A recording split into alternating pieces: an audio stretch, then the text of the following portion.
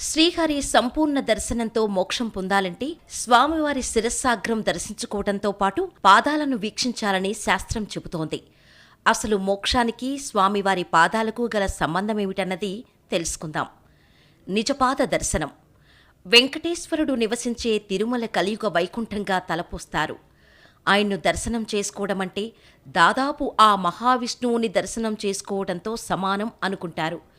ఆ మహామూర్తిని ఆ మూలాగ్రం చూడ్డమంటే ఇక ఈ జన్మకు కావాల్సింది లేదనుకుంటారు. శ్రీహరి సంపూర్ణ దర్శనంతో మోక్షం లభించినట్టే ఫీలవుతారు.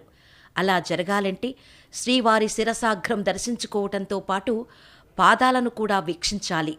దీన్నే నిజపాద దర్శనం అంటారు.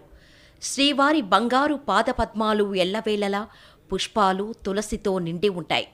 ఉదయం పూట సుప్రభాత దర్శనంలో మాత్రమే ఎలాంటి పూలు, తులసి లేకుండా శ్రీనివాసుని